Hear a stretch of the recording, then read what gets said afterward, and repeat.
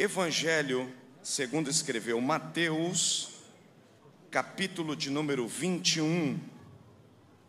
Deus abençoe o amigo adorador na praça, cantor Jonatas Almeida, que está nos acompanhando. É um grande adorador. Capítulo de número 21 do Evangelho de Mateus, versículo de número 1.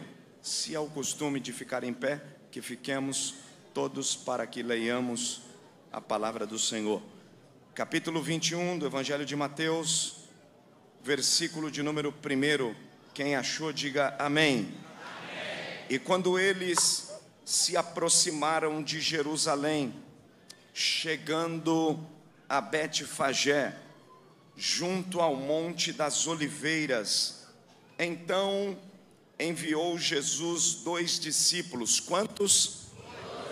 Dizendo-lhes: ide à aldeia que está de fronte de vós, e logo encontrareis uma jumenta presa, e com ela um jumentinho. Soltando-os, trazei-os para mim. E se algum homem vos disser alguma coisa, dizei: o Senhor necessita deles, e logo os enviará. Tudo isso foi feito para que se pudesse cumprir o que foi dito pelo profeta, dizendo: dizei à filha de Sião: eis que o teu rei vem a ti, manso e montado sobre um jumento e um jumentinho, cria de uma jumenta. E indo os discípulos, fazendo como Jesus lhes ordenara, trouxeram a jumenta e o jumentinho, e sobre eles puseram as suas vestes, e eles o colocaram em cima. E uma multidão muito grande estendia as suas vestes pelo caminho, e outros cortavam ramos de árvores e os espalhavam pelo caminho.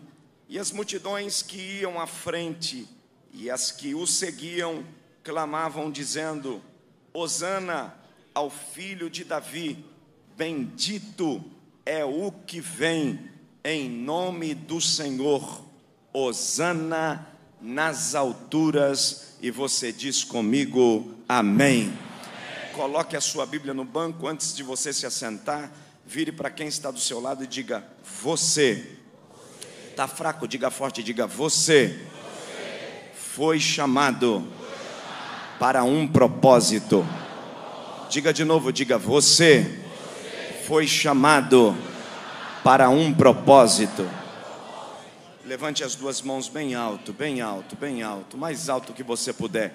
Repita comigo, diga: Deus, eu estou à disposição para ouvir tudo o que preciso e não o que quero. Fala com a minha alma, porque a tua palavra edifica, exorta e consola. Em nome de Jesus. Amém. Tome assento. Meus queridos irmãos, o capítulo de número 21 do Evangelho segundo escreve Mateus traz-nos momentos finais do ministério de Jesus. Ministério de Jesus que teve duração de 3 anos.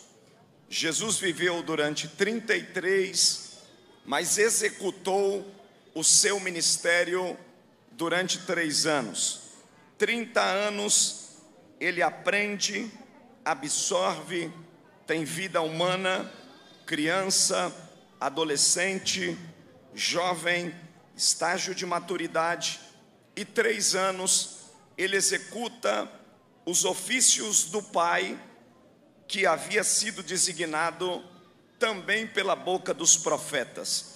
Na primeira etapa do ministério de Jesus, nós vamos destacar a sua notoriedade entre os doutores da lei, o recrutamento dos discípulos, seus milagres, aquilo que ele fazia em seu ministério, que tomou grande proporção, e a história chega a dizer que nos dias de Jesus, mais de 1,5 milhão de judeus e gentios ficaram sabendo dele, e a sua fama correu por toda a Judéia, Galileia Samaria e em todas as cortes judaicas, tudo que se ouvia falar era sobre o ministério daquele Galileu.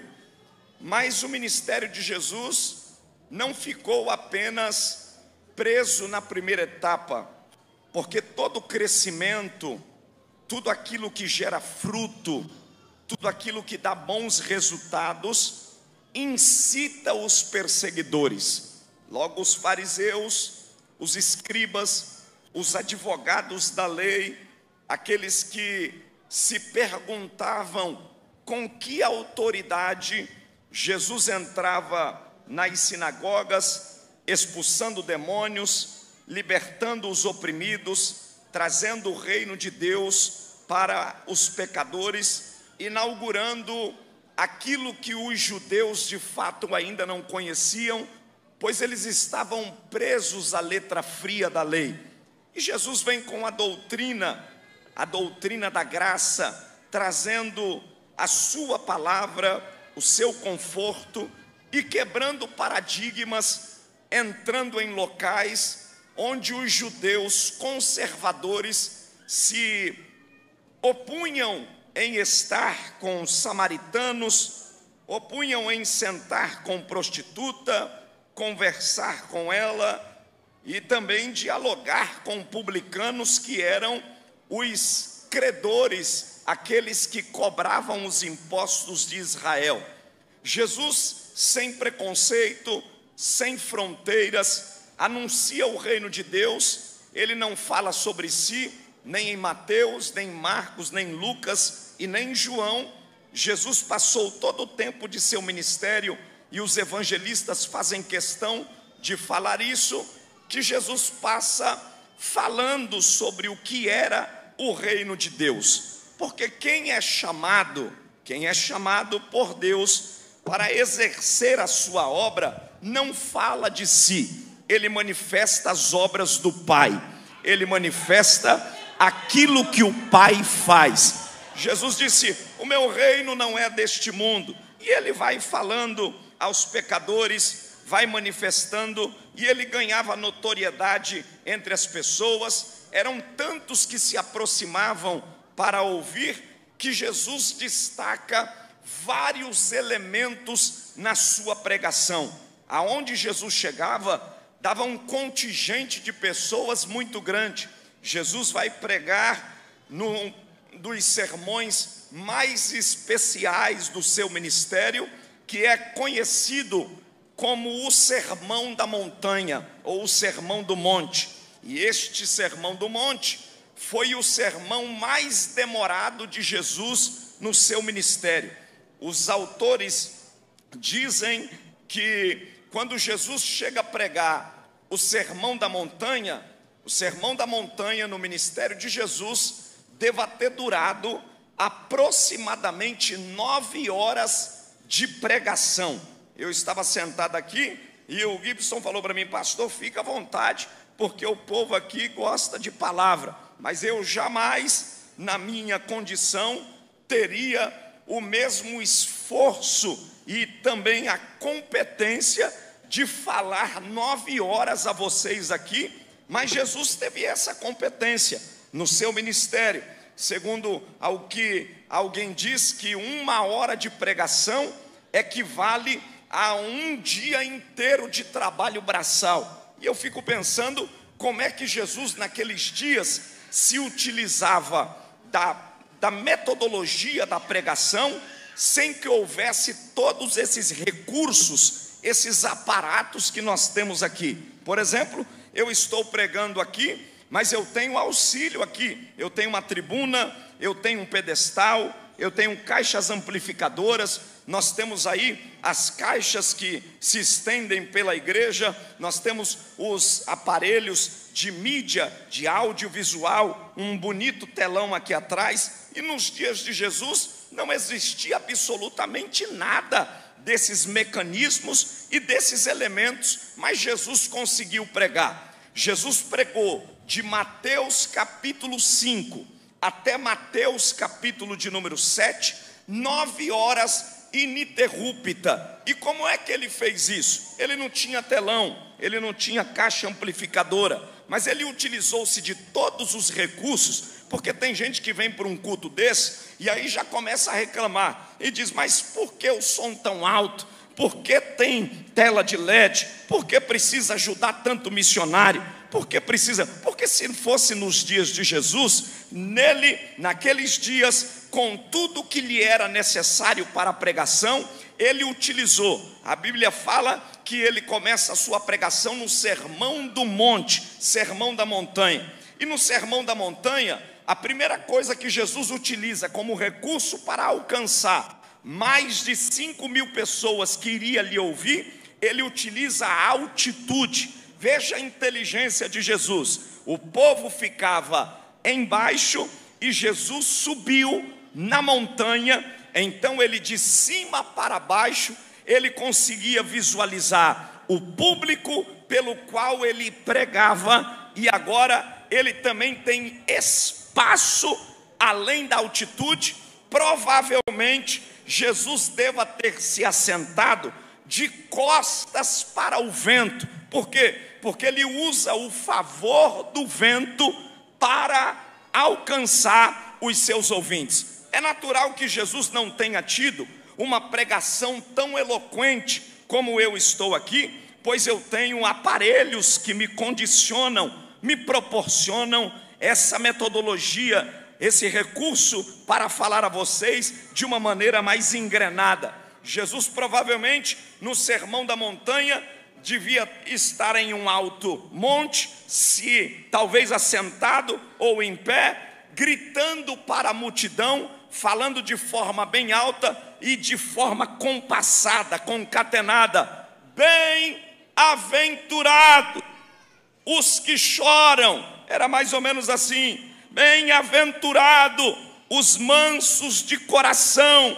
E aí ele vai trazendo o reino de Deus. Jesus nunca quis se elocubrar da sua grandeza e nem do seu conhecimento, porque ele estava entre os humildes, ele estava entre os simples, ele estava entre as crianças, e ele manifesta o reino de Deus. Jesus também, além de fazer esta grande pregação, este grande sermão, utilizando-se de altitude, de espaço, do favor do vento, nós temos em Lucas, no capítulo de número 5, também uma outra referência a respeito da pregação de Jesus para cumprir o seu ministério. E aí ele cumpre exatamente numa região de pesca. Lucas, no capítulo de número 5, vai expressar, segundo um escritor chamado David, que é conhecido como um homem da Berit Hadashah, no termo hebraico, ele utiliza essa expressão no texto: e ele estava oprimido pela multidão. Essa expressão que tem no texto de Lucas, o capítulo 5, não é que a multidão estava espremendo Jesus, é que ele precisava de espaço para sua voz alcançar o povo. Porque quem tem chamada para pregar, quem foi ungido para pregar, ele não perde tempo. Qualquer lugar para ele tem um espaço para pregar. Ele prega no ônibus, ele prega no trem, ele prega no avião, ele prega na fila do banco. E Jesus naquele dia ia pregar. Era uma época de pesca, estava ali aproximadamente 2.700 barcos ali, que era na alta temporada de pescaria, provavelmente uma grande multidão se acercando, e Jesus precisava conversar com a multidão, falar com o povo, mas a sua voz estava sufocada.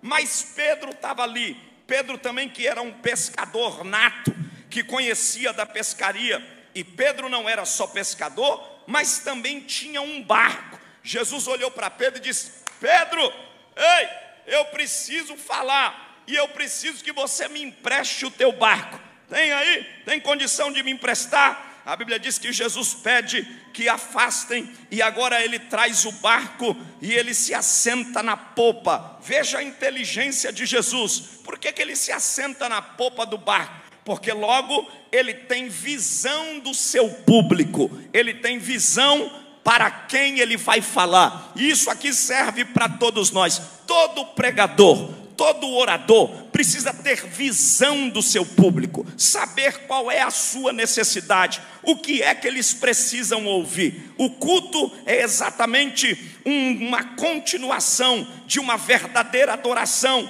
aonde quem vai falar precisa estar atento aos detalhes que o Espírito Santo vai encaminhando, para que você se torne um porta-voz de Deus para alcançar os pecadores. E Jesus estava olhando o povo chegando, as crianças, os pais, as mães, e agora ele estava sufocado, mas ele precisava de um espaço, e agora ele tem esse espaço. Ele se assenta na popa do barco. Champlin diz que havia pelo menos mais de 2.000 barcos naquela época de temporada. E aí ele pede para Pedro, ele pede um espaço, ele se assenta no barco de costas para o mar, e o vento, enquanto o vento está soprando, ele está agora pregando, e além de pregar, ele depois provê uma grande multiplicação para todos aqueles que estavam ali, porque quem ouve Jesus, além de sair farto fisicamente,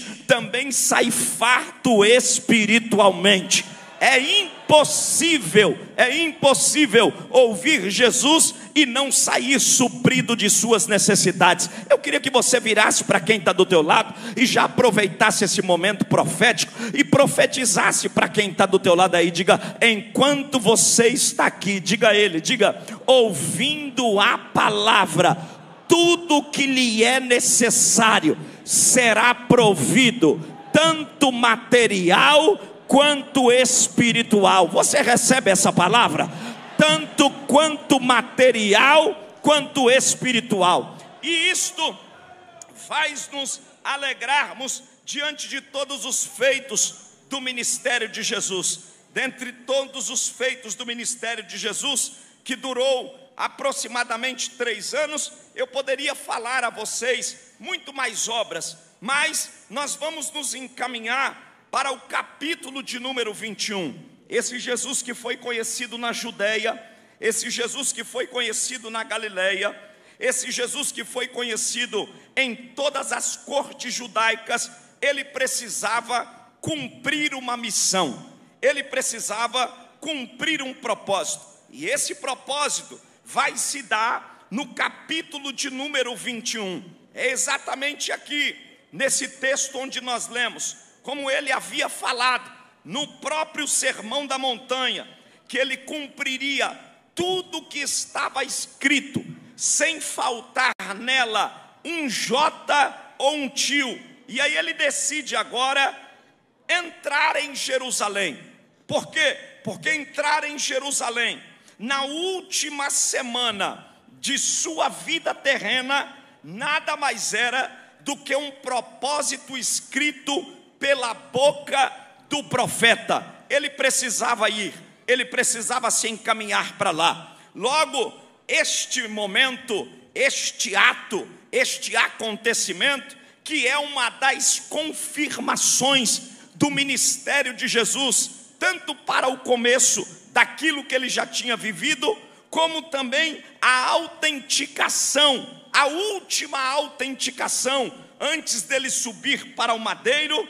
Ele agora está se encaminhando para a região de Jerusalém. Ele não está preocupado, ele não está afoito, ele havia sido chamado pelo Pai para cumprir este propósito. E aí vocês se lembram do capítulo 2 e o versículo 9 de Ageu, um profeta velho de 90 anos, que já estava profetizando quando o templo de Zorobabel estava ficando em pé, diante de tudo o que aquele povo havia passado.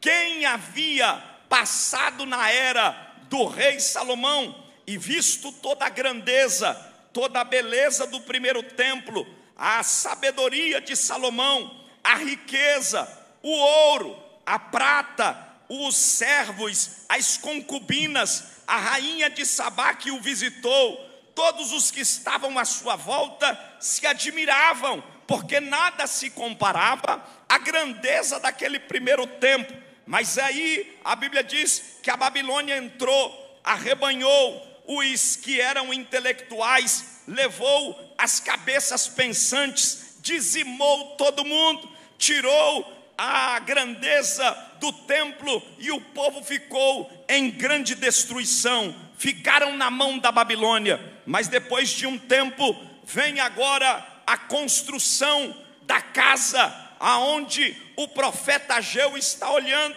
e diante da construção do templo de Zorobabel, 520 anos antes de Jesus vir em vida humana em Israel, este profeta, um profeta velho, olha para o templo e diz: a glória da segunda casa será maior do que a da primeira. E quando alguém olhou Ageu profetizando, provavelmente quem conhecia a grandeza do templo de Jerusalém, a grandeza do templo de Salomão, no mínimo achou que o profeta tinha blefado, achou que o profeta tinha errado. Alguém disse: não, é impossível, aqui nesta casa jamais a glória, porque o povo, quando se falava na glória, logo se lembrava do metal, lembrava-se do ouro, lembrava-se da prata, lembrava-se das riquezas, das pedras preciosas, das decorações que haviam nas pilastras, nos pilares, o chão e todo o ornamento do grande templo. E alguém olhou e disse para Ageu, provavelmente: não, é impossível esta casa constituir uma glória maior comparada à primeira glória do primeiro templo. Mas Ageu não estava falando da matéria metal, Ageu estava falando do Cristo, do Cordeiro de Deus, que tira o pecado do mundo, que antes que fosse para o madeiro, ele autenticaria o seu ministério. E o que me chama mais atenção é que Jesus aqui, autenticando o seu ministério, ele poderia fazer na primeira semana do seu ministério, nos 3 anos, mas ele não estava preocupado qual seria a ordem desse cronograma, porque ele estava seguindo uma agenda. Quem foi chamado por Deus, preste muita atenção, quem foi escolhido por Deus não se preocupa com as sequências dos fatos, porque quando eu cumpro uma agenda que não é minha, um cronograma que não é meu, tanto faz ser no começo, tanto faz ser no meio, tanto faz ser no final. O importante é que o que eu fui chamado para fazer se desenvolva para a glória de quem me enviou. E eu quero acreditar que eu estou pregando para a gente aqui que tem propósito, foi chamado para uma tarefa, e talvez você está se preocupando e dizendo: mas o que Deus falou ainda não cumpriu, eu ainda não cheguei aonde tinha que chegar, eu ainda não preguei aonde tinha que pregar, eu ainda não viajei aonde achava que tinha que viajar. Ei, a pergunta que não quer calar é a seguinte: você está dentro do roteiro? Você está dentro do propósito? Você tem certeza de quem te alistou? Então fique tranquilo, que nem que seja a última semana da sua vida, o que foi falado ao seu respeito está de pé e vai se cumprir. Será que eu tenho alguém aqui para receber esta palavra? Eu queria que você profetizasse para quem está do teu lado aí. Se você puder, pegue na mão dele, pegue na mão dela e me ajude pelo amor de Deus. Diga para ele, diga: assim como Jesus, diga aí, cumpriu com a agenda do Pai, sem se preocupar com as datas datas específicas, seguiu apenas aquilo que o Espírito o impulsionava, você também está dentro de uma agenda. Olhe para cá, eu quero que você entenda isso.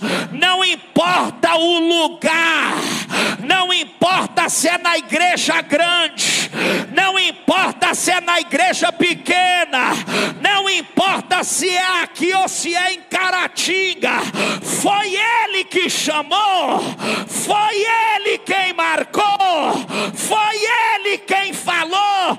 Então descansa, porque vai acontecer.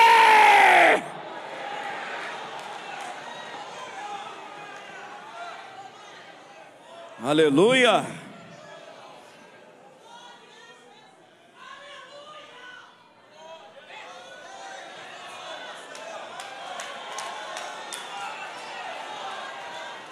Vai acontecer. Pergunta para quem está do teu lado aí. Pergunta para ele, diga, está seguindo um propósito? Diga aí, está seguindo? Está dentro do cronograma? Diga, então não tenta apressar o que está seguindo um calendário. Diga para quem está do teu lado, diga, a tua chamada está seguindo um calendário. Eu sinto Deus aqui, hein? Eu não vim brincar e nem vim cair de paraquedas aqui. Me dá retorno aqui, por gentileza. Deus está dizendo para alguém, você está cumprindo o meu calendário. Você está dentro do meu calendário. Não é roupa que vai te fazer chegar, não é sapato novo que vai te fazer chegar, não é indicação de fulano de tal e nem da convenção.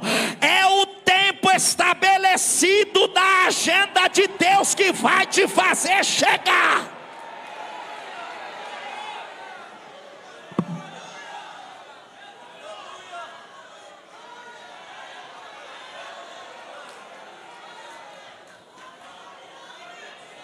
Aleluia.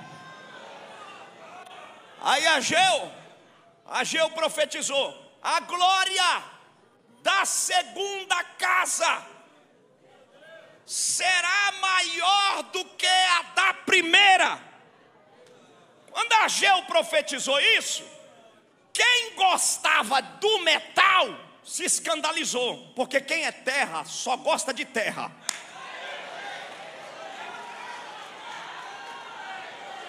Quem é superficial só gosta do que é terreno.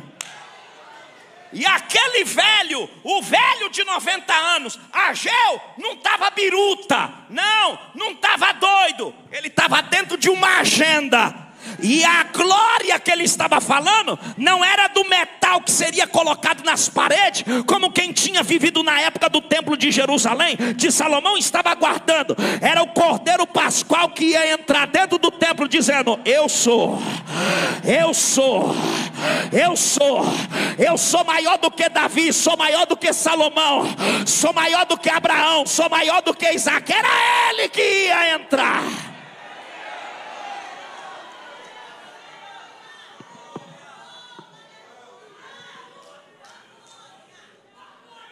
Mas como tudo isso estava sendo cumprido dentro de um cronograma, porque ele estava dentro de um propósito, passou-se 100 anos. E como a data do calendário era decrescente, 520 anos, passados 100 anos, vem um outro profeta, porque esse primeiro aqui, o primeiro, você precisa entender que quem segue um cronograma, ouça isso, de Deus, ouça, quem segue um cronograma de Deus, dentro de um propósito, o que foi falado tem geografia certa. Ele já tinha ido em Jericó, ele já tinha ido em Samaria, ele já tinha ido em Betsaida, ele já tinha ido em Betânia, mas essa profecia era para Jerusalém no templo. Será que tem alguém aqui comigo? Diga para quem está do teu lado aí, diga para ele, diga o que Deus falou para você, diga aí. tem uma geografia específica. Diga, não tenta pular etapa, porque você precisa passar por Jerusalém. Será que alguém me ouve? Será que alguém me ouve? Eu quero que você toque em quem está do teu lado e diga: é em Jerusalém que as coisas acontecem. Não era em Jericó, não era. Era em Jerusalém, era lá dentro do templo, era lá onde os cambistas estavam, era lá onde os mentirosos estavam, era lá onde os sacerdotes e perseguidores estavam, que ele ia cumprir na última semana. E deixa eu dizer uma coisa para vocês: nessa última semana do ministério de Jesus, Jesus aqui, provavelmente no domingo que antecedia a sexta-feira, indo para aquela região, ele estava com 2 discípulos, 2, dentre esses 2, e o restante provavelmente dispersados. Havia uma movimentação em Jerusalém por causa da semana da Páscoa.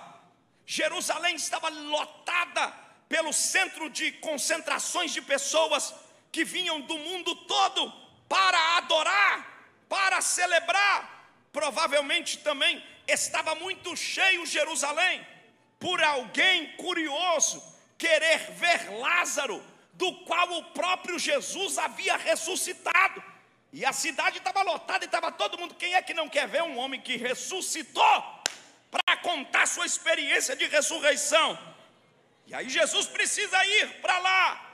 Mas isso não é aleatório, porque enquanto Ageu fala da geografia, Zacarias 100 anos depois, 400 anos antes, vem profetizando. E aí ele diz assim: alegra-te, Sião, exulta-te, Jerusalém, porque o teu rei vem a ti, justo, vitorioso.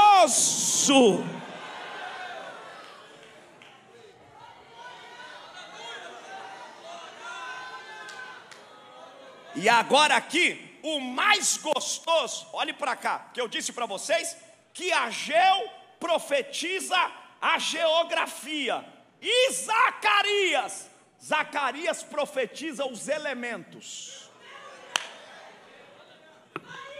E o que Zacarias vai falar é fora de contexto para quem quer manifestar a chegada como um rei. Porque Jesus vai entrar em Jerusalém, confirmando o seu ministério, autenticando aquilo que ele já era, chamado por Deus pelos profetas, e o povo é quem vai reconhecer, dizendo: Hosanas, ele é o rei, bendito é o que vem. Só que diante da tradição, todo imperador da época que quisesse naqueles dias gerar temor no povo, comoção no povo, impactar as multidões, jamais entraria com o animal que Jesus vai entrar. Se fosse César, entraria de cavalo. Se fosse Nicodemos, entraria de cavalo. Mas como ele estava cumprindo um cronograma na agenda, e essa agenda tinha geografia e elementos, não é cavalo, é jumento. Pega na mão de quem está do teu lado aí, diga para ele: me ajuda a pregar, pelo amor de Deus. Segura na mão dele, segura na mão dela, diga: está dentro do cronograma. Não está fraco, diga forte, diga: está dentro da agenda. Está cumprindo ela certinho. Pergunta para ele, diga: está dentro da geografia. Então Então, se você está dentro da geografia, os elementos da geografia não é como você quer, não é cavalo, meu filho, é jumento mesmo. Não é cavalo, é jumento mesmo. Porque na missão tem gente que quer escolher o que ele gosta, mas na chamada não é o que eu gosto, é o que a profecia falou. Ai, eu estou sentindo Deus aqui. Sacode quem está do teu lado, toca nele e fala: não é o que você pensa, é o que a palavra falou, é o que a palavra diz, aleluia, é o que a palavra confirmou. Pode te olhar feio, pode apontar o dedo, pode tentar te parar. Se você está seguindo o cronograma e a palavra, os elementos, quem manda é o céu.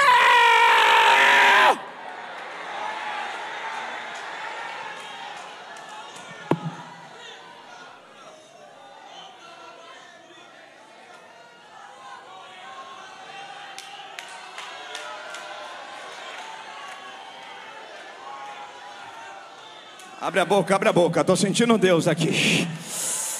Oh glória, oh glória, oh glória. Então já olha para quem está do teu lado aí e fala, diga para ele, diga aí, esquece, diga aí, esquece. Não vai ser como você projetou. Diga aí, não, me ajuda a pregar, pelo amor de Deus. Sacode esse crente, não deixa ele dormir não. Eu sei que vocês estão aqui desde o dia todo, e ficar aqui sentado nesse banco o dia todo cansa. Dói as costas, a cabeça, a barriga.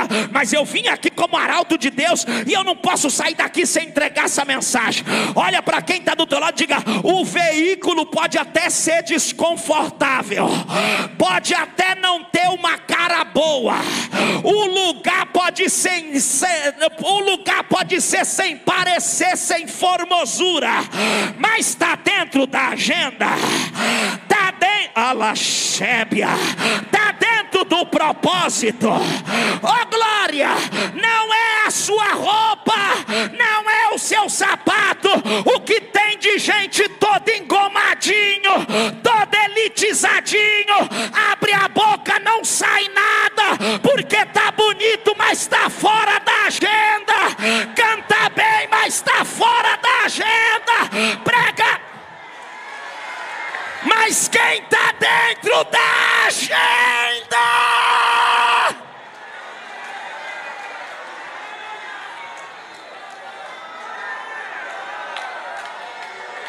Orema, andere kendere komanasia.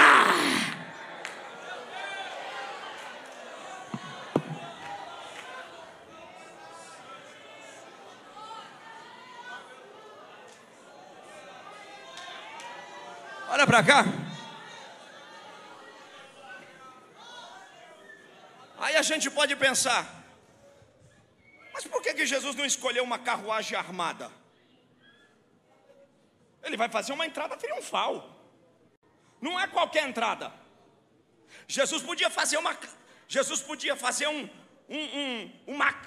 passeata.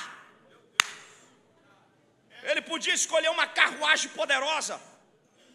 Aliás, se era para entrar, para autenticar, e o povo confirmar dizendo hosanas, e ele deixou para a última semana, como dizem por aí, já que é para fazer, faz direito.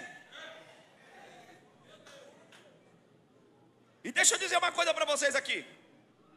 E não é por falta de cavalo, porque Jesus provavelmente não tinha cavalo, mas ele tinha amigo que tinha. A Bíblia diz que Jesus curou o servo de um centurião. Você sabe o que é servo de um centurião? O centurião, na verdade, era comparado a uma espécie de um deputado hoje, estadual, ou um vereador em uma cidade grande, que tem projeções e que tem direitos de algumas regalias dentro da Assembleia Legislativa. Provavelmente esse centurião, que tem autoridade, quando ele foi pedir para Jesus curar o seu servo, ele disse: eu sei o que é poder. Eu tenho homens que digo vai, e eles vai. Eu tenho homens que digo volta, e eles voltam. Mas eu não sou digno que tu vá embaixo do meu telhado. manda uma palavra. Tu acha que aquele homem não tinha um cavalo?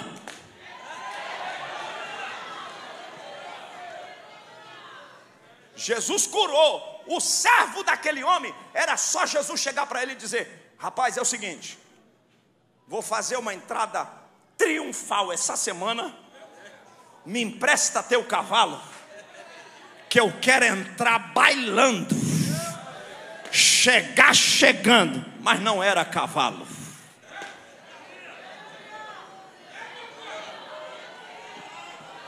Olha para quem está do teu lado aí, diga para ele, diga para ela, diga: não é cavalo. Diga: não é do jeito que você quer. Diga para quem está do teu lado, diga: não é do jeito que você designou. Diga: o animal é o jumento mesmo. É bicho bruto. É de temperamento resistente. Vocês aqui dessa região sabem muito bem o que é lidar com jumento, que o bicho quando empaca, empaca. Mas naquela época jumento era barato. Como é que um rei monta em cima de jumento? Jumento era tão barato que desde a época de Abraão quase todo mundo na Bíblia teve jumento. Como é que Jesus vai querer impactar montado num jumentinho? Ainda que fosse novo, deveria ter montado em cima de um cavalo. Abraão teve jumento, Isaac teve jumento, Davi teve jumento. Ei, todos esses homens teve jumento. Jumento era tão fácil de se achar que na época de Balaão até profeta jumenta virou. De tão fácil que era. Aí vem Jesus para cumprir o ministério e não quer cavalo, não quer. Aí alguém provavelmente que gosta de se aparecer, que quer ser a bolacha mais gostosa do pacote, hoje está aprendendo: na obra não é do jeito que você quer,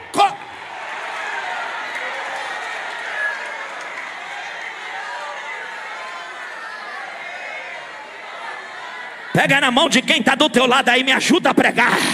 Eu estou sentindo o céu aqui. Eu estou sentindo o céu aqui. Pega na mão dele, pega na mão dela. Fala para ele, fala para ela: não vai ser fácil, mas vai dar certo. Não vai ser fácil, mas vai ter confirmação. Os mentirosos estão querendo te derrubar. Eles estão querendo te parar, mas eles não vão te parar, porque o animal é resistente. A carruagem é resistente. Está passando uma labareda de fogo aqui dentro desta casa. E quem quiser, recebe agora.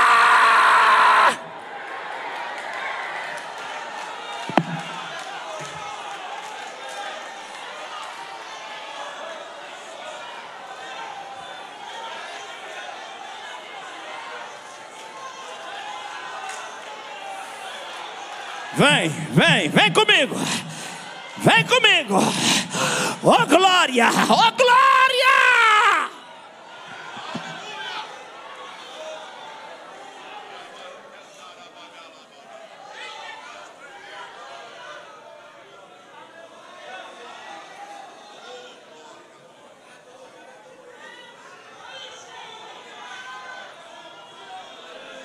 A marca do ministério de Jesus precisava se confirmar exatamente com este animal. E não era qualquer jumento.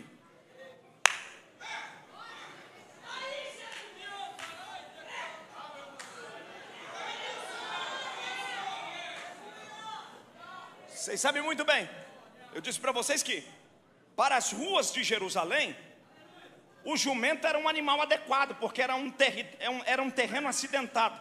Mas um cavalo era muito nobre. E um rei como César, como os imperadores da época, jamais se submeteria a ser aplaudido por um povo em cima de um jumento. Mas Jesus não estava preocupado com a qualidade do animal, porque ele mesmo olhou e disse: meu reino não é daqui.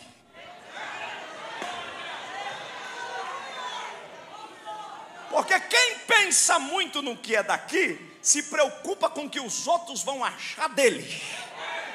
Mas quem não é daqui, só faz assim: eu estou cumprindo um cronograma.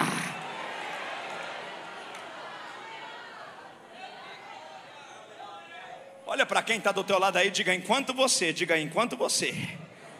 se preocupar com a boca dos murmuradores e com os olhos dos invejosos, você não vai chegar em lugar nenhum. Mas na hora que você entrar na condução do seu propósito, macumba não te para, demônio não te para, olho gordo não te para. E eu quero acreditar que eu não vim pregar para frouxo aqui. Eu quero acreditar que eu não vim pregar para quem tem medo de cara feia aqui. Eu quero acreditar que eu não vim pregar para gente que tem medo de pressão, mas que está dizendo: se é para subir ladeira eu vou subir, e se é para descer vale eu vou descer. Esta noite o céu está te dizendo: a capacidade que você precisa para cumprir o que eu te dei, eu estou te derramando agora.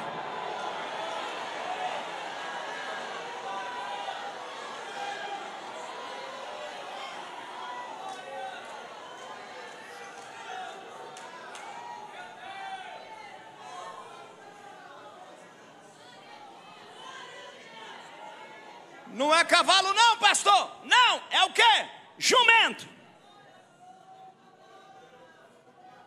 Jesus sem explicar nada. Porque quem anda com Jesus não se preocupa com explicação. Ele se preocupa só com execução. Quando você vê alguém assim querendo muita explicação, mas por quê? Por que que tem que dar? Por que que tem que contribuir? Por que que tem que cantar? Por que que tem que fazer? Por que que tem que viajar? Não serve.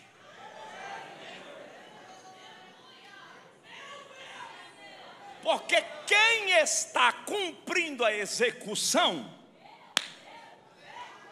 vai ver coisa que é fora do normal. Jesus chamou 2 discípulos e disse para eles: ide à cidade e vocês encontrarão um homem com um cântaro na mão. Ele tem os ingredientes para fazer a nossa reunião, a nossa Páscoa. Primeiro que no centro da cidade, quem andava com cântaro na mão não era homem, era mulher. Mas se Jesus mandou, eu não vou executar perguntando quem é que vai estar. Se ele dissesse que era uma mula que estava com um cântaro na boca, eu ia lá. Olha para quem está do teu lado aí, fala para ele, diga: sabe qual é o teu problema? Diga aí. E o meu problema é que a gente pergunta muito. Diga para quem está do teu lado, diga: para de perguntar muito e vai. Sacode alaxébia. Eu estou sentindo Deus aqui. Toca nesse obreiro, toca nessa irmã, toca nesse jovem. Diga: para de perguntar e vai.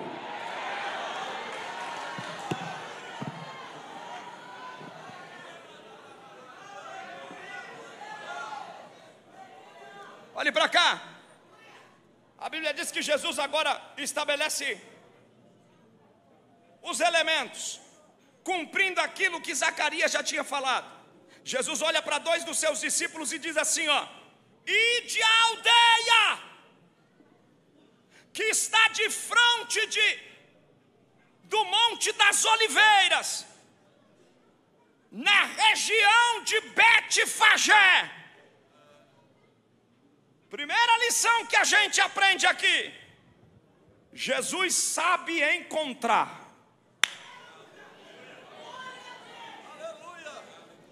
Quem vai cumprir o cronograma?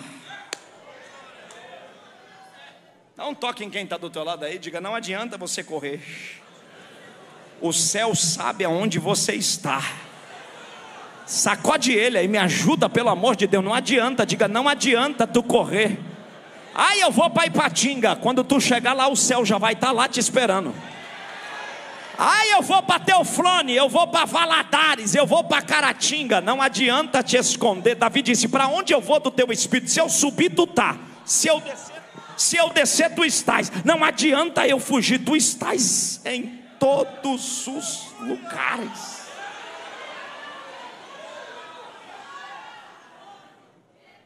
Aí Jesus diz assim, vocês vão, chegando lá, em Betfagé, de frente para o monte. Não podia ser em outro lugar, mas aqui o profeta já tinha dito, já tem estabelecido o lugar. Jesus olha para eles e diz: ei, ide e encontrareis uma jumenta e um jumentinho.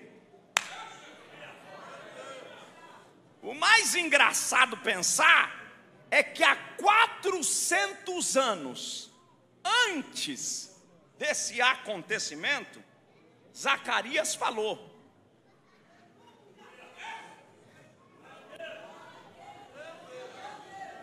aleluia.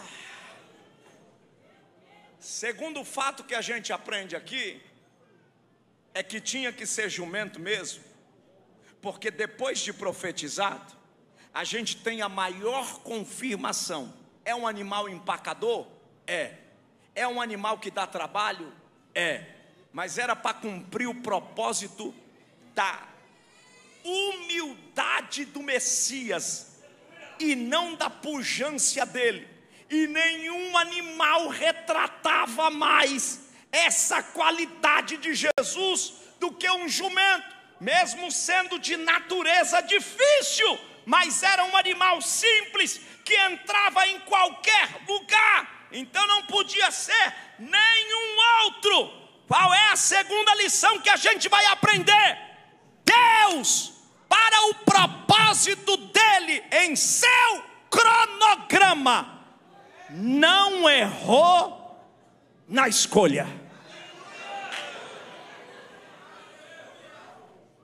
Tem gente aqui olhando para si dizendo: será que Deus me chamou mesmo? Será que eu sirvo para pregar mesmo? Será que sou eu mesmo quem vou cantar? Será que sou eu mesmo quem vou presidir os ceifeiros? Será que sou eu mesmo quem vou viajar? Alguém pode até não gostar de você, não ir com a sua cara, não gostar do seu penteado, não gostar da sua homilética, não gostar da forma que você se apresenta, só que não foi você. Você consegue dar um toque em quem está do teu lado aí? Diga: o céu, diga aí, o céu não errou na escolha. Tinha tanta gente lá em São Paulo, Diego, melhor do que eu. Tem tanta gente lá na Paraíba, melhor do que tu. Aí Deus olhou e disse: não é o melhor, mas é quem eu quero. Não é e quando ele aponta, quando ele escolhe, pode bater tambor, pode rodar baiana, pode fazer ziriguidum, pode colocar nome na boca do sapo, pode ir para as cachoeiras, pode fazer macumbaria, cai cavalo, cai cavaleiro, cai mentira, cai mentiroso. Oh glória, oh glória, oh glória. Quem diria, Dalete, que tu ia sair de lá da Bahia para rodar o Brasil todo? Quem diria que eu ia sair lá do Jardim Ângela para rodar o Brasil todo? Tu pode fazer bico, tu pode fazer careta, tu pode cruzar os dedos, pode fazer mandinga, mas Deus disse: eu escolhi, eu escolhi, eu escolhi. Levanta a mão, pega na mão de quem está do teu lado, segura a mão dele, pega na mão dele, na mão dela, fala: tinha gente melhor. Diga aí: tinha gente melhor, mas o céu não errou na escolha.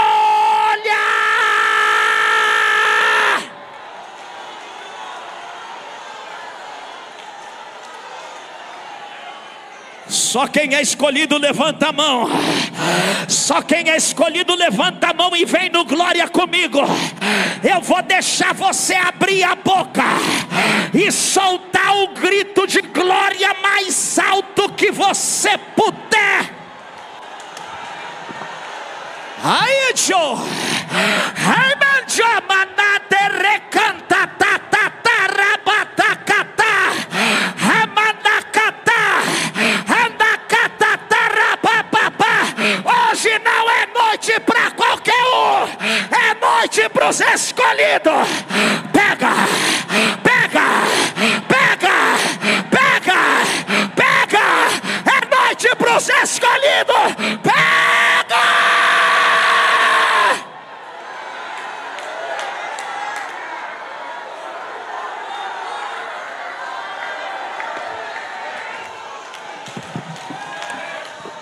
Passando uma labareda de fogo aqui, ó. Olha lá.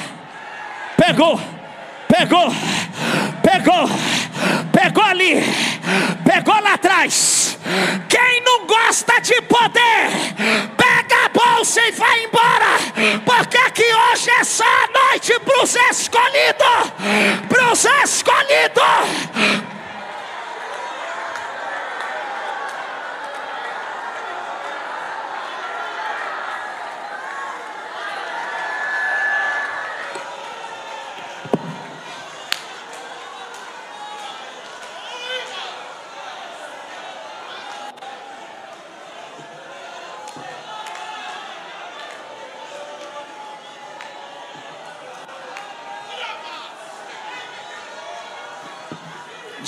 De como nasce Reviafá.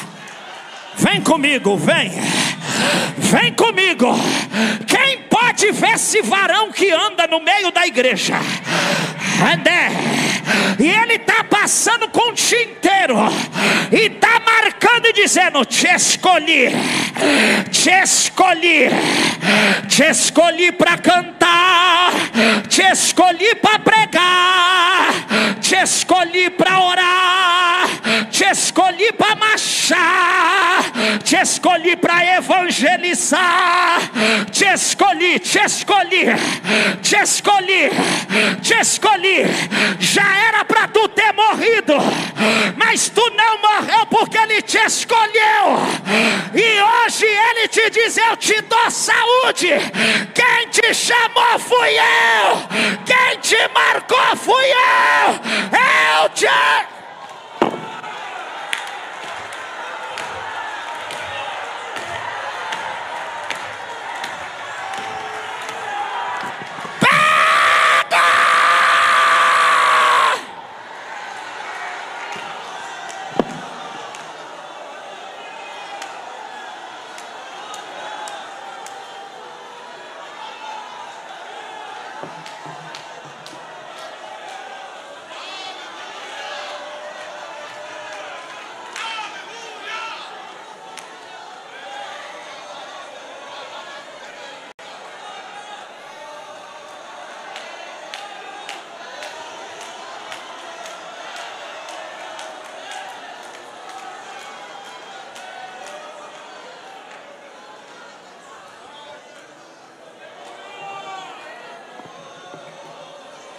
Aleluia.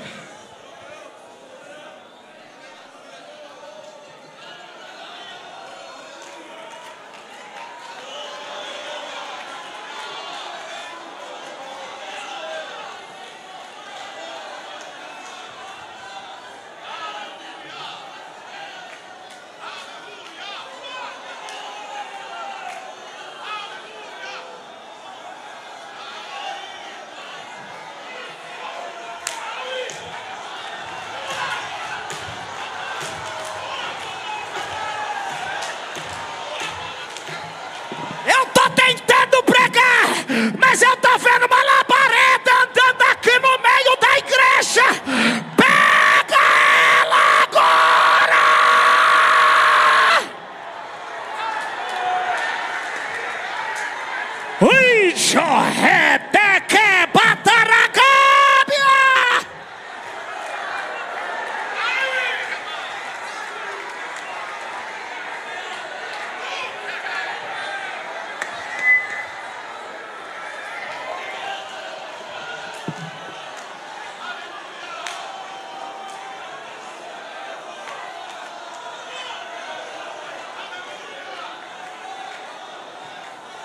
Não dá para fazer missão se não for escolhido.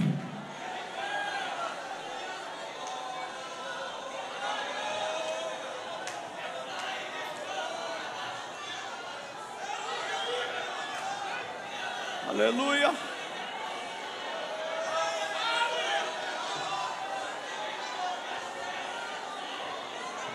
Escute, para a gente encerrar.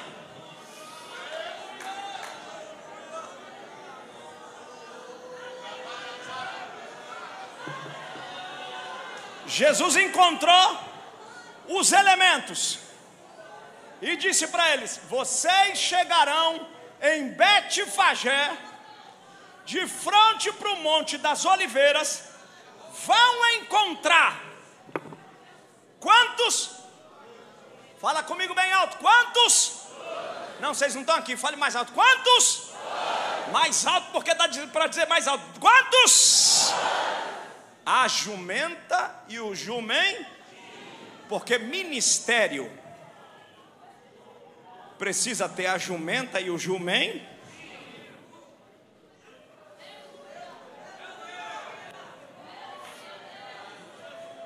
Ministério precisa ter a jumenta e o jumem. Por quê, pastor? Porque a jumenta é a mãe, e a mãe é a mais velha. A mais velha, ou o mais velho, fala da experiência, o mais novo fala da força. Não adianta ter muita força e sair dando cabeçada em tudo quanto é lugar. Fala besteira, faz asneira, fala o que não é para falar. Porque tem muita força, mas não conhece o caminho. Mas quando tem equilíbrio, e aí Jesus falou que a jumenta e o jumentinho estavam como? Preso. Estava como? Não fale mais alto. Estava o quê, gente? Mais alto estava o quê? É engraçado que toda vez que Deus nos encontra para cumprirmos um propósito, geralmente estamos presos a alguma coisa, sim ou não? Preso pelo emprego, preso pela doença, preso pela calúnia, preso... Pergunta para quem está do teu lado aí, diga: qual é a corda que te prende hoje? Pergunta para ele, diga: qual é a corda? Diga: o ministério, a chamada já te encontrou, mas você está preso. O que é que te prende? E vocês sabem muito bem que o jumento é um animal que tem força. Mas se você limitar esse animal em 10 metros de corda, ele pode andar só quantos metros? 10, porque ele está preso a uma.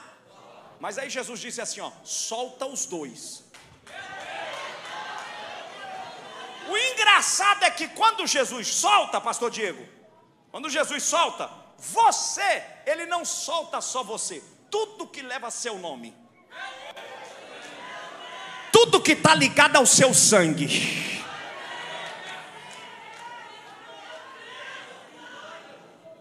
Porque para Jesus não foi problema soltar a jumenta e o jumentinho.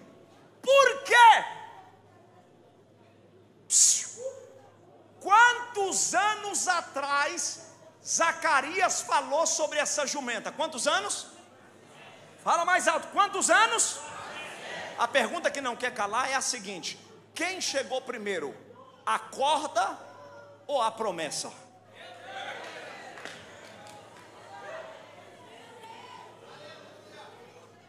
Quem chegou primeiro? Antes de corda ser corda para amarrar jumento, Zacarias, há 400 anos atrás, disse: Sião, se alegra, teu Redentor vem. e vem solto, montado num jumento, cria de uma jumentinha.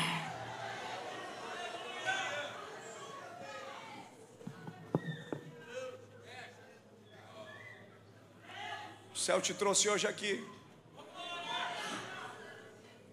e está perguntando para você, antes de terminar essa palavra, o que é que te prende? Que você usa como desculpa para não cumprir o meu propósito. Jesus olhou para os discípulos e disse assim, ó: solta e traz. E se alguém, porque tem gente que é assim, enquanto estamos presos, ninguém contribui para te soltar. Enquanto você está dentro da guerra, da crise, do problema, ninguém faz nada para te soltar. Mas depois que Deus te solta, alguém diz assim: agora está pregando,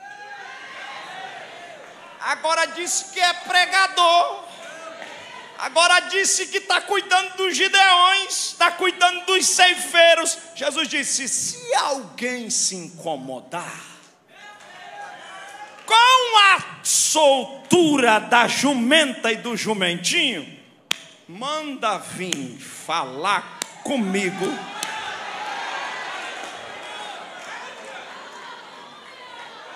Olha para quem está do teu lado aí, pega na mão dele, pega na mão dela, diga: para. Não está fraco, diga: para de dar satisfação para quem nunca contribuiu com a tua liberdade.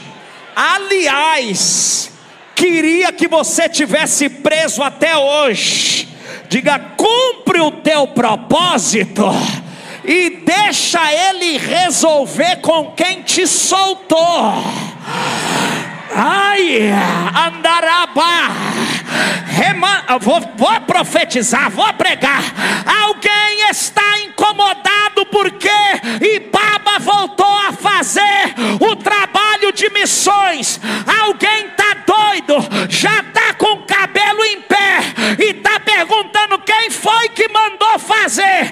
Eu não quero saber quem mandou, disse: faz que eu me responsabilizo.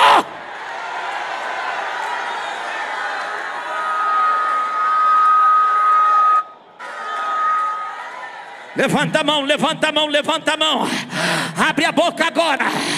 Abre a boca agora, solta o maior glória que você puder. Porque eu estou sentindo que está chegando uma liberdade de Deus para a tua vida agora. É hora de soltar. Eu estou ouvindo o barulho de cadeia soltar. Ai, decaia. Andaracantata. Deixa eu ver onde soltou. Ali soltou. Ali soltou. Aqui soltou. No púlpito soltou. Tem obreiro solto. Tem pastor solto. Tem ministério solto. Agora!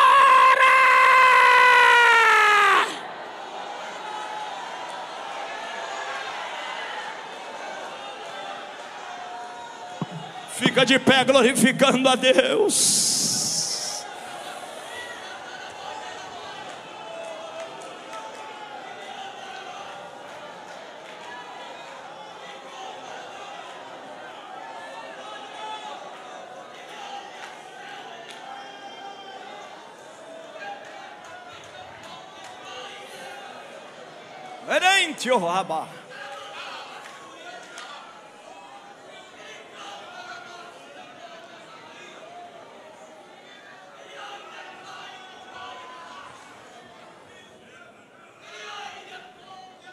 Olhe para cá.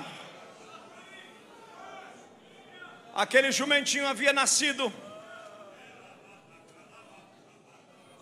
para carregar o Messias. Você não nasceu para carregar Jesus montado em você. Você nasceu para viver um propósito dele em você. Aliás, ele mora em você, ele não monta em você. Você não é cavalo do diabo. Você é servo do Deus Altíssimo. Mas eu estou pregando para alguém aqui que diante de tudo que você tem vivido, você está com forças retidas porque te amarraram, te prenderam, tiraram a tua liberdade. Você não canta mais, você não prega mais, você não viaja mais, você não evangeliza mais, você não dá glória mais. Você está angustiado, preso, porque prenderam você, te prenderam na gaiola da angústia. Mas hoje o céu está dizendo: vamos abrir essa gaiola, vamos voltar a dar um voo alto, vamos voltar a viver a plenitude do ministério. Você foi chamado para um propósito. A Bíblia diz que Jesus montou no jumentinho e entrou em Jerusalém triunfante. E enquanto ele entra em Jerusalém triunfante, a multidão o reconhece e autentica aquilo que o profeta já havia falado. E o povo vai gritando, estendendo ramos de flores no chão, lenços, e começando a clamar, dizendo: Hosana! Bendito é o que vem em nome do Senhor. Hosanas nas alturas. A Bíblia não dá detalhes, mas deixa eu pensar. Esse jumento amarrado, depois que Jesus foi crucificado, morto e ressuscitado, provavelmente ele volta para o seu lugar de origem. Ou talvez não volte. Ninguém tinha percebido ele ainda, até o mestre ter andado nele. Mas depois que o mestre andou nele, com certeza alguém queria se esforçar para pagar o que tivesse, só para dizer: esse aqui é o jumento que o Messias montou nele. Que antes de Jesus passar em você, você não vai em lugar nenhum, não canta em lugar nenhum, ninguém quer você.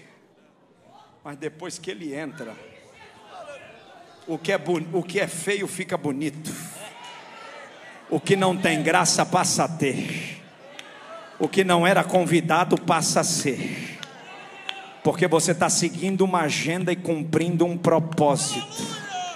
Seguindo uma agenda e cumprindo um propósito. O Senhor te trouxe hoje aqui para te dizer: tudo que te prende é quebrado agora, porque você foi chamado para cumprir um propósito. Você pode profetizar para quem está do teu lado e dizer para ele: diga, ninguém te segura mais.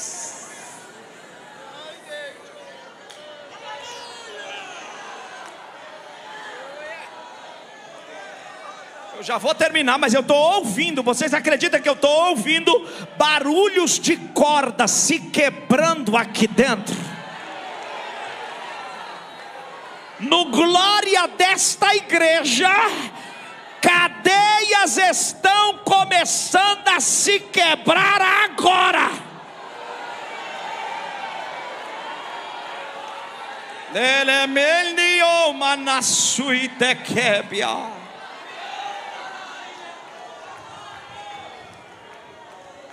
Oh glória, você pode profetizar, é uma noite missionária. Então eu quero que você profetiza. Pega na mão de quem está do teu lado e fala: teu ministério vai andar. Diga: tua chamada vai andar. Segura na mão dele, pega na mão dele, pelo amor de Deus, toca nele. Fala para ele, diga: essa corda vai desatar.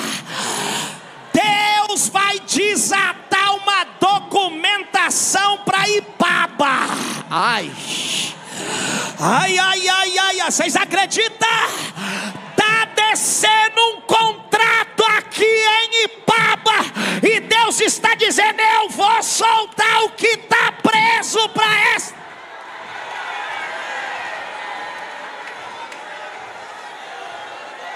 Ai, canta. Dá um abraço nele. Ele está recebendo saúde. Ele não pode morrer antes de ver o que o céu vai soltar aqui nesta cidade. Ai,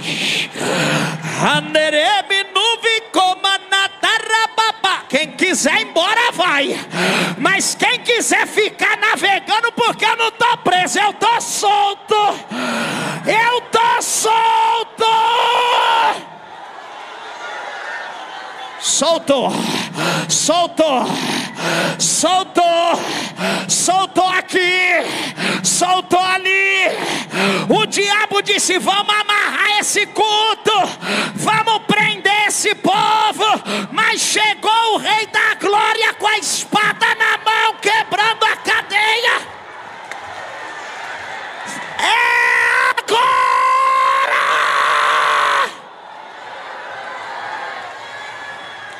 Pegou, pegou, pegou, pegou, pegou, pegou, pegou.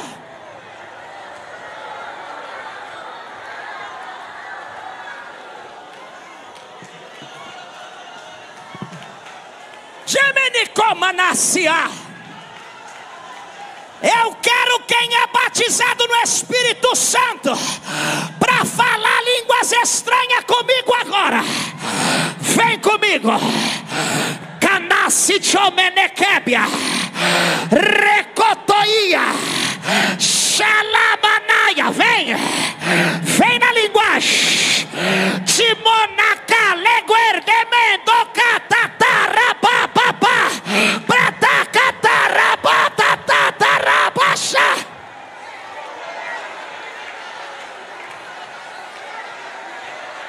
Ai, ai, ai, minemi nubri babaratata. Ai, meu Deus.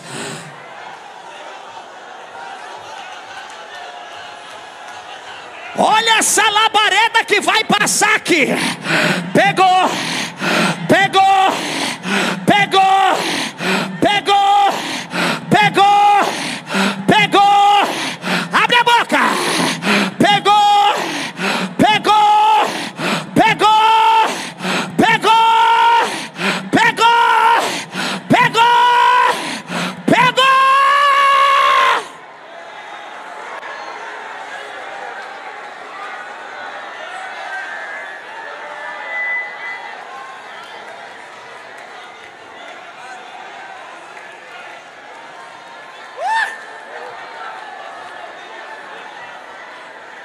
Jeová, manai chomenekebe de comanassia.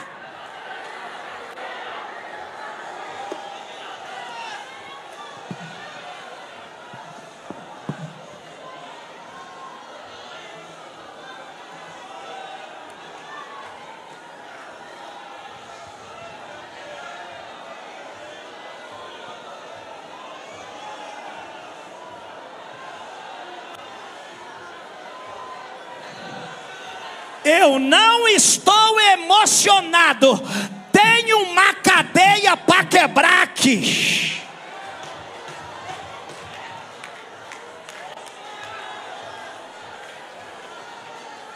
A partir desse congresso, Deus muda a etapa desse ministério.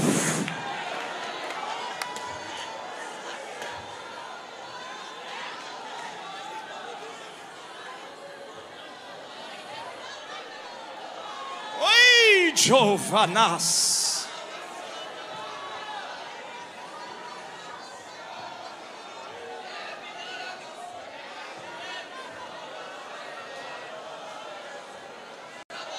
Merenekebia. Oremanchoai. Dá a mão para o teu irmão aí, fecha os corredores. Vamos fechar os corredores. Dalete, prepara um hino aí.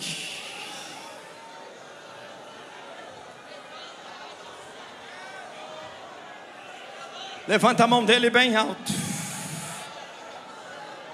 Deregebia. Num coro machano vai orar hoje. Olha para quem está do teu lado e fala: se você não gosta de poder, você está amarrado. Diga: você está preso, mas hoje você vai ser solto. Pega na mão dele e levanta a mão dela. Você vai orar marchando comigo assim, ó. Marchando assim, ó. Marchando. Marcha comigo assim, ó. Marcha. Marcha comigo assim. Grita bem alto. Diga: eu declaro, no nome de Jesus, que toda a cadeia, que toda a corda espiritual que prende a obra missionária na na cidade de Baba. Diga bem forte, diga: Satanás, acabou pra você. A cadeia quebrou agora. O meu Deus se movimenta ao som da adoração. É muito forte o toque de suas mãos. Inclina seus ouvidos pra me escutar. O meu Deus, ninguém consegue dele se esconder. Se ele não quiser aparecer, faz seu povo entender que em meio ao silêncio está. E ele está aqui. Tem glória dele aqui, tem cheiro dele aqui. Sua resposta é tudo sobre a mar. E tudo que é mentira está sendo consumido. Deixa eu adorar. E ele está aqui. Tem glória dele aqui, não tem que cair e não reconhecer, terão que confessar que só um Deus em toda a terra e céu. E o quê? E outro igual não há. Levanta a mão pra declarar. E outro igual.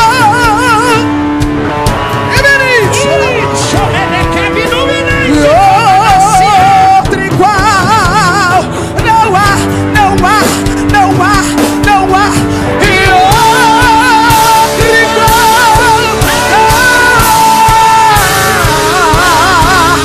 E outro igual. Não há, não há, não há. E ele está aqui. Tem glória dele aqui, tem cheiro dele aqui. Sua resposta é fogo, é fogo, é fogo. E tudo que é mentira está sendo consumido. Deixa eu adorar, e deixa eu adorar. Profetas da mentira e não reconhecer, terão que confessar que só Deus em toda a terra e céu. E outro igual não há. E não há ferrolhos. Por quê? E nem portais que se fechem diante da sua voz. E não adorei, nem culpa que fiquem de pé, de pé, de pé. E a tempestade se acalma na voz daquele que pois sua palavra é pura, escudo para o que não se frustrarão, e não se frustrarão os planos de Deus. Ninguém impedirá. Pode o vento soprar, soprar, a terra pode se abalar, mas os planos de Deus ninguém impedirá. E se teu barco parecer que vai naufragar, está balançando pra lá e pra cá, está causando medo no teu coração, está causando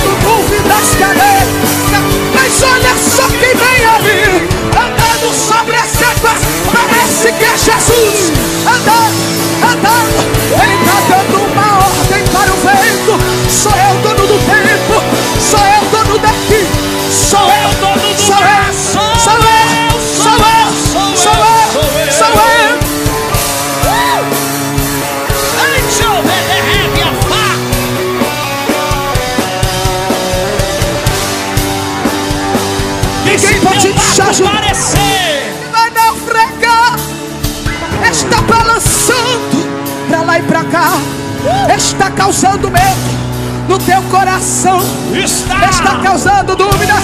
Cadê? Ele vem no jumentinho. Ele vem, ele vem, ele vem, ele vem, ele vem, ele vem, ele vem, ele vem, ele vem, ele vem, ele vem, ele vem. Ninguém pode te ajudar, ninguém pode te levantar. Mas se Deus tem um plano contigo, ninguém impedirá. Ninguém pode te ajudar. Ninguém. Se ninguém pode te levantar. Mas o quê? Mas aquele que começou a boa obra, ele vai aperfeiçoar, aperfeiçoar, aperfeiçoar.